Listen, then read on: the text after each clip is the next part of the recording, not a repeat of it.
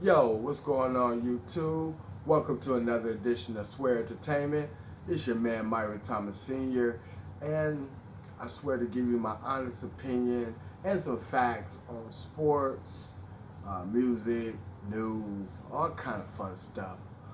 Um, Today, I want to talk about Hall of Famers. And I heard a discussion from some NFL guys that they're letting players in the NFL that uh, should not be in that they shouldn't be in the Hall of Fame, and that there should be a certain criteria for being in the Hall of Fame, and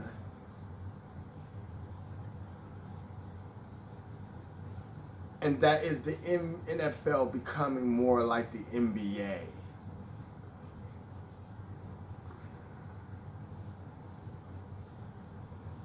My honest opinion is that you have to look at the players before them to understand where we are now. In the NBA, the league is saturated with subpar players. They are saturated with subpar players, right? You got a good handful of all-stars, or could be, well,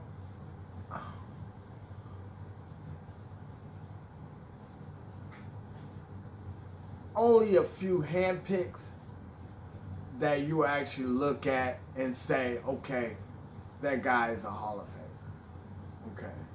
Like, we already know LeBron James is a Hall of Fame. We already know this. We know that. That's no brainer. Right? Steph Curry, maybe.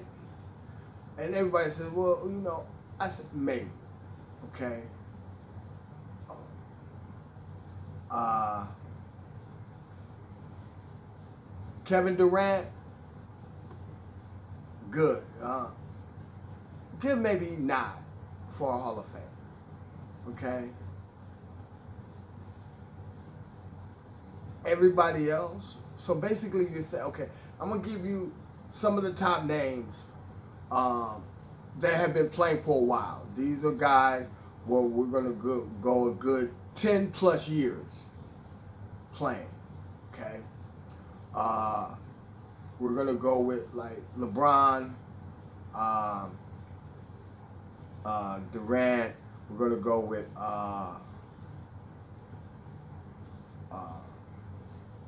Harding, Westbrook.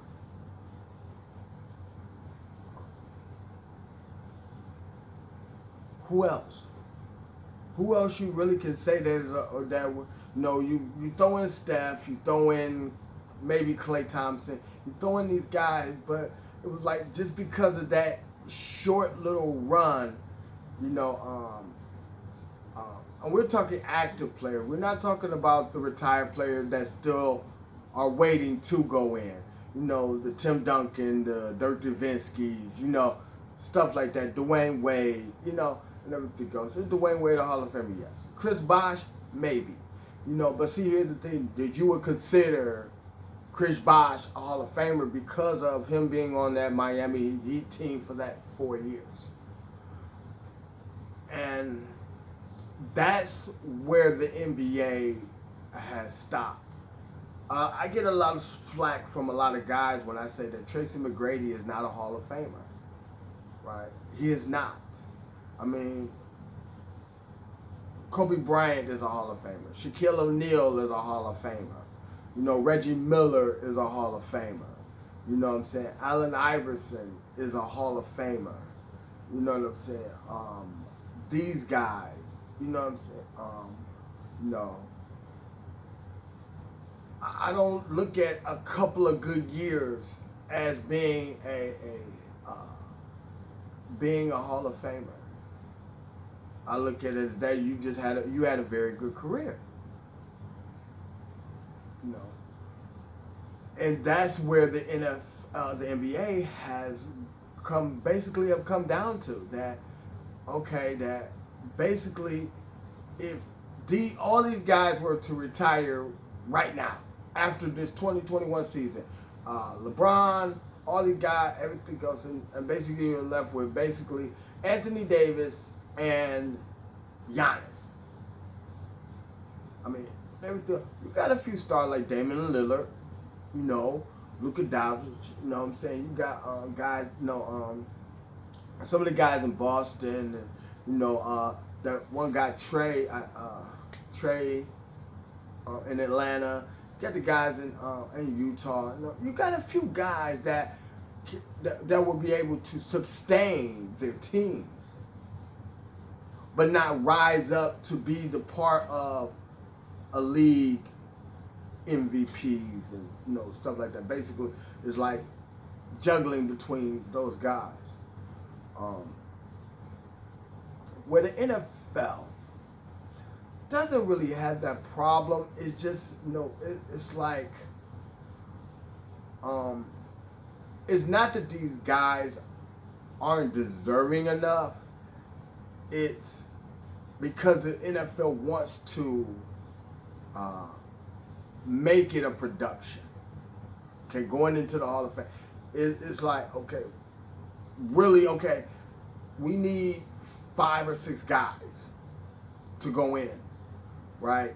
Really, 2 or 3 of these guys really deserve, but we can't just have 3 guys go in. We gotta fill this up with other guys, and who are the next best guys, you know?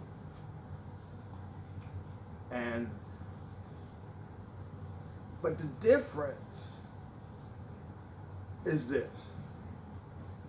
Players, like for instance, Russell Wilson will even if he never wins another Super Bowl, will have sustained himself enough, okay, to where his numbers have to go up a little bit more, but he will be on track to becoming a Hall of Famer, you know. Phillip Rivers, I call him the Dan Marino of this generation. Great numbers, great quarterback. Ain't won anything, but he has the numbers and everything goes that puts him there. That puts him there. Just like Dan Marino, you know, and other guys, Dan Marino, stuff like that. Reason why the NFL has no reason to worry about becoming like the NBA is because you got the players coming to the league very well prepared. And what I mean by that is that a lot of the NFL players, they have been playing football for a lot of years, have been playing organized football for a lot of years. You got to think about this. Some of these guys have been playing football since before high school. You think about if they played. Think about something. If you play, now think about something. For you to even go to a top school, we're talking about the Ohio State, the Michigans, the Penn States, the Oklahomas, the Oregons, the Clemsons, the Alabamas, the Notre Dames, and stuff like that, to be able to get recruited by these schools. You've had to play high school for at least 2 to 3 years. 2 to 3 years, okay? So now, on top of you playing that 2 to 3 years in high school, you do 3 or 4 years in college. Okay. So we do 3 years in high school, and then we do another 3 years in college, and just say that's 6 years. That's 6 years of organized football that you have prepared your mind and body. 4. Okay? And if you're lucky, then now you go to the NFL draft, you get drafted, all that type of stuff and everything. But you have prepared, so the NFL doesn't have to worry about becoming like the NBA, because these players are coming into the league more prepared than they are in the NBA. A lot of these kids that's coming into the NBA, they have only been playing maybe 2 years. 2, maybe 3 years. A lot of these kids ain't been playing since junior year or a sophomore year in high school, right? Then played 2 or 3 years in college. They're playing maybe 1 or 2 years in high school, 1 year in college, and then jumping straight into the NBA. Some of these kids haven't even stopped growing yet before they're in the NBA. 18, 19 years old. Bodies haven't even fully developed yet. And you're putting them in a professional sport amongst men. I remember they said that the beginning of last season when the Pelicans, they was having a problem with Zion Williamson because of his weight, his size. And they said they didn't know how to deal with him because he's a kid. College sports are designed for that because they have to deal with children. They deal with children and their growing bodies, and they know how to deal with it. The NBA don't know. You're supposed to come in here grown. And that's the biggest difference. The NBA, the NFL doesn't have to worry about the product that they're putting out on the field. You got players that's coming into this league that are ready to make an impact now. Doing it now, right? You look at quarterback, like for instance, think about something. Patrick Mahomes been able to come in here. This is only his 3rd, going into his, 4th season, okay? Because he came in as a rookie, still turned around here, took the team to the AFC Championship. Won the Super Bowl his 2nd year, still took it right here, right? Got back to the Super Bowl 3rd year. They signed him to a 10-year deal, all this type of stuff and everything else. Do you not think that he's not going to still be productive? Lamar Jackson, same thing.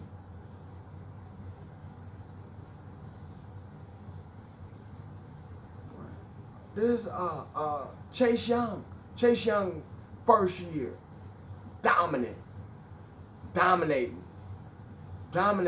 offensive tackles. These players, the players that's coming through the NFL, it's okay. It's okay. The NFL doesn't have to worry about. Now, when it comes down to people getting selected for the Hall of Fame, that gets kind of tricky. Because you're saying, well, what's the criteria? What's the thing? It's hard. Now, here's the fun part. It's hard to say, like I give everybody an example. The Super Bowl is no longer the measuring stick of your career and being a Hall of Fame. It helps. Like for instance, Tom Brady, if he retires after this year, he's just waiting 5 years to go into the Hall of Fame. Just like Peyton Manning did the same thing.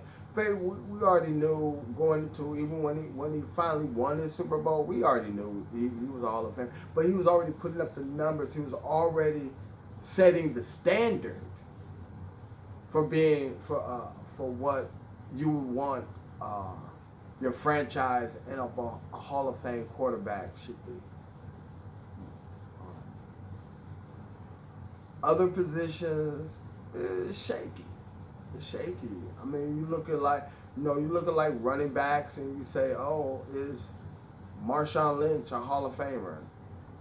Is Adrian Peterson, because of, you might look at his case and be like, just like how they tried to do Lawrence Taylor about, with his drugs and stuff like that. They said, oh, we don't know if we should put you into the Hall of Fame.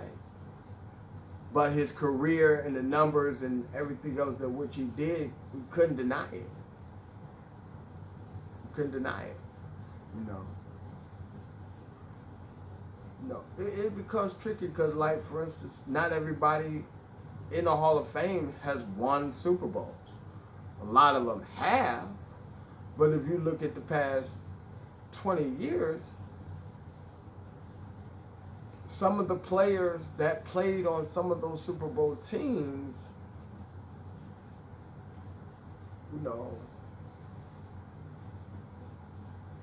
do they really know? Like the Tampa Bay team. Was that a Hall of Fame team? No, not really. I mean, but you got players like Warren Sapp and Derrick Brooks and stuff like that are in the Hall of Fame. You look at the Indianapolis Colts team. Do you consider? I mean, besides, but you gotta look at like Marvin Harrison and stuff like that. Those guys. I mean, that was one of Peyton Manning's favorite targets.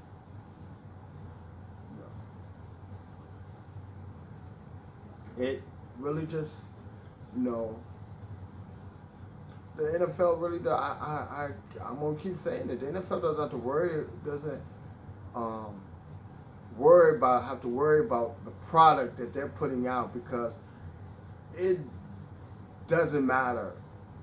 Because when the season starts and football is on, we watching. We watching. 1 o'clock Sunday, September through December, football. We watching. NBA, different story. Well, we'll just see who's in the playoffs, because that's basically the only decent teams that y'all got anyway. And basically, really, out of the 8 on each conference, really only 4 on each side is really any good. So we expect the first 4 to basically run through the last 4, and then basically we just waiting for the conference semifinals.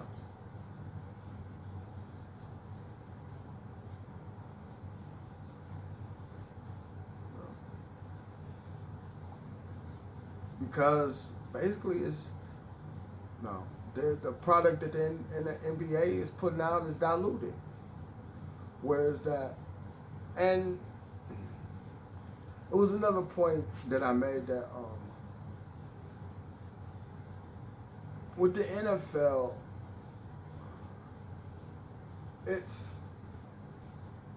you can build your team through the draft. I give you case in point. I live here in Cleveland, Ohio. Okay? Right. Players that the Browns have drafted over the past couple of years: Baker Mayfield, Nick Chubb, I think Denzel Ward, and Myles Garrett. Those players have been drafted, and there are your real focal points. Some offensive linemen, stuff like that, and everything. But those are your real, those are your focal points. That's who you can build your team around, guys like that.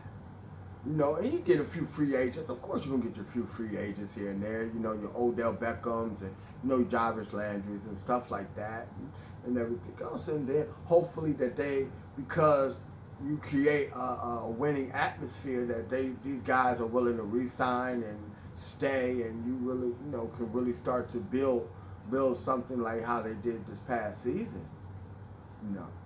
But a lot of your core guys are guys you drafted. You know, Russell Wilson was drafted to Seattle. You know, Aaron Rodgers drafted to Green Bay. Matt Ryan drafted to Atlanta. You know, these are the guys. You know, Tom Brady was drafted by the New England Patriots. He just didn't become he wasn't a free agent and just all of a sudden, you know, so that just started winning Super Bowls. No, he was drafted. You know, he was drafted there. You know, and they had drafted a lot of these guys that, you know what I'm saying, that were on those teams, that were on those Super Bowl teams. You know, had a few free agents here and there, but these guys have been are drafted.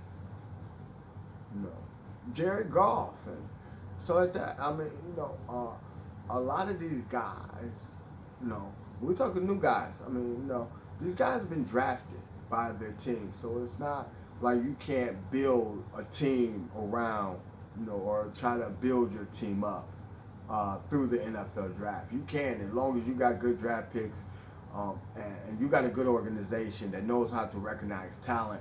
That was one of the Cleveland Browns' major problems was not being able to recognize talent, and they drafted a lot of bums, you know, Johnny Manziel and, you know, Trent Richardson and, you know, all that type of stuff. You know, it was, you know, you gotta understand that for a long time, every draft pick that the Browns picked in the first round didn't last 2 years in the league.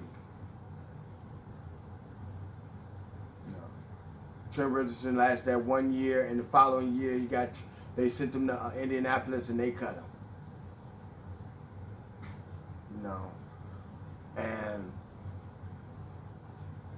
it's been, you know, like that. But you can, if you recognize some talent and you got good coaches and stuff like that. It's, you know, the NFL doesn't worry about now.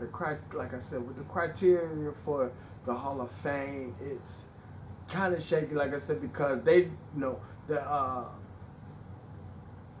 NFL just don't want to do 2 or 3 players and say that's it. No, they want to do 5, 6 guys and stuff like that, and maybe throw in an older guy, that played in the 70s or early 80s or whatever. You know, everything goes there. He had a career that he just kept getting passed up and, you know, stuff like that. But that's what they want to do, and it's, you know, they may not have some of the accolades that some of the other Hall of Famers have, but at least if you played the game right, and you know, like for instance, Brian Urlacher was he was one of my favorite players. And that's what the thing about like football. Like even though you might not root for the team and everything, but that's still like I like the Brian Urlacher. I like the Brian Urlacher. Is he a Hall of Famer?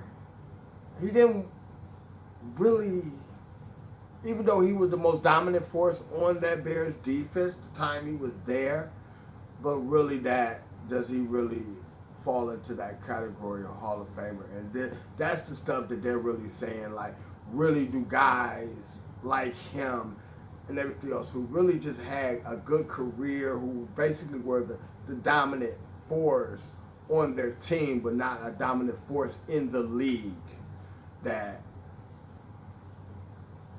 you know, are the guy that they're saying, that's the thing that they're saying about a lot of NFL players. But as long as you played your position, you played it well, and you presented a positive image, not just to the team, but to the NFL, if you get the chance to go, you go. You know. But there are also going to be a lot of other players that go in that are more above you. You know. Whereas in the NBA, there's these players that are going to be coming up in this upcoming NBA Hall of Fame is,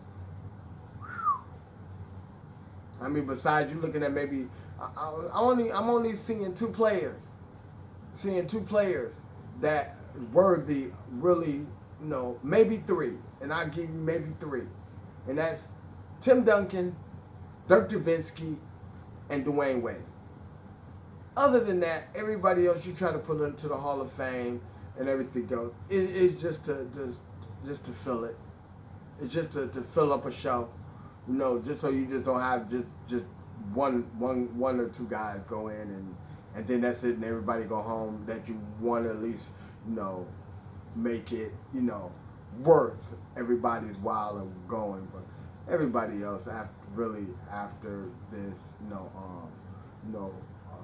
guy, I don't know. I have to look it up. Maybe okay. I'll give you another NBA guy. Maybe a Paul Pierce. Maybe Kevin Garnett. These guys. Maybe Ray Allen. Chris Bosh. No. I'm giving. No, he's not a Hall of Famer. No.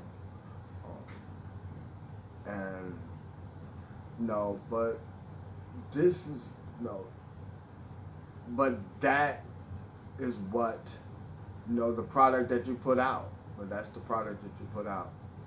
And the NFL doesn't have nothing to really worry about with what the product that they're putting out. Yeah, and you got your players that are going into the Hall of Fame. That some of their criteria are a little bit less than what is maybe to be expected of the Hall of Fame. But you got some real, you got. I think if you look up, right, you got right now that you got 4 quarterbacks: Tom Brady, Ben Roethlisberger, Phillip Rivers, and Drew Brees, all waiting to go to the Hall of Fame. You got 4. You got 4 quarterbacks waiting to go into the Hall of Fame, right there. And if you look at the numbers on all 4 of those guys and everything else, you would never deny none of them guys' entrance into the Hall of Fame. You would. You wouldn't deny none of these guys that. No. I'm going to do something special for my Giants fans. I'm going to be talking about how about players like Eli Manning, stuff like that, and why I believe that he's a Hall of Famer. A lot of people doubted him. Like, for instance, they said, like, oh, is he or is he not? But, no.